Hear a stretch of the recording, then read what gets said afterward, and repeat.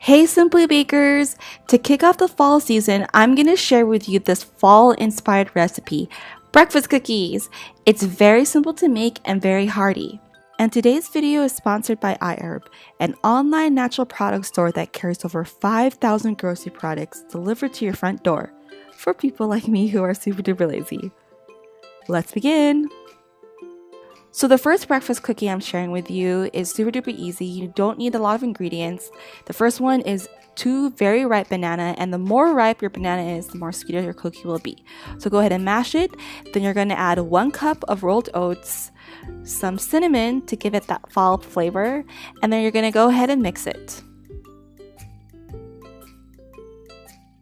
So once you're done mixing, you're going to divide the mixture in half like so.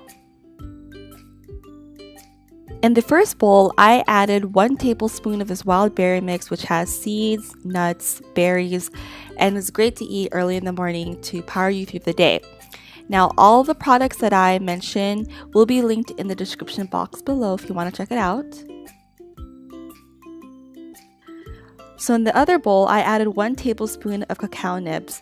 And for those of you who don't know, it's actually nature's chocolate chips.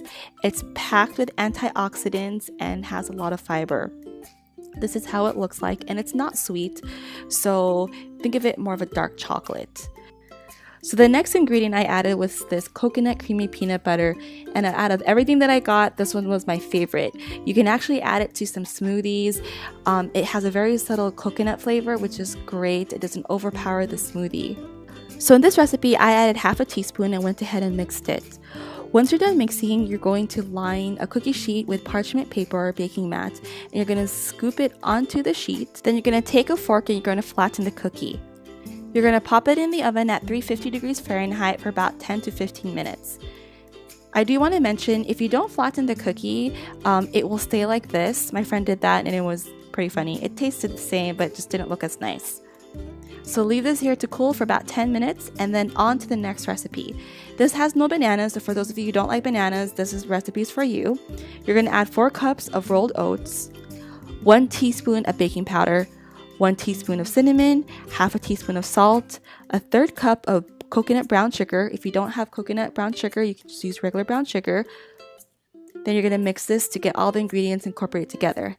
Next, add the wet ingredients, which is 2 1/3 cups of almond milk, a 1/3 cup of maple syrup, 1 teaspoon of vanilla extract, and go ahead and mix it. Now, this is going to be very wet. You're going to think like, oh no, I messed up. But do not worry. This is exactly how it's going to be. And if you do use gluten-free flour or gluten-free oats like what I did, it's going to look more wet like this versus if you use regular rolled oats. So you're going to divide the mixture into 3 bowls. And in the first bowl, I added this chocolate peanut butter spread, mixed it to get it all incorporated, and then added the mixed berries or mixed nuts.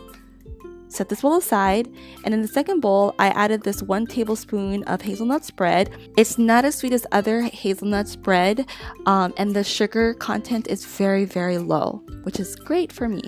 So set this bowl aside, and in the last bowl, you're going to add about 2 to 3 tablespoons of diced apples and some shredded coconut. Go ahead and mix it, and you're done. Next, you're going to grab a mini cookie sheet, or not a mini cookie sheet, but a mini muffin tin. You're going to spray it down with oil and then grab your cookie scooper and then scoop it into the tins. You're going to only fill it halfway. Then take your fingers and go ahead and flatten and even everything out. Pop it in the oven and you're going to bake it until it is cooked, just like so. FYI, your house will smell like oatmeal cookies are baking in the oven. Anyway, I want to share a little bit more about iHerb. Ratings are very important to me, and I want to let you guys know that all the products I did share with you in this video is 4+ stars, and that's what I love about iHerb, because you can actually filter it by ratings, unlike going to a grocery store. Anyway, thank you guys for watching this video. I really appreciate you all.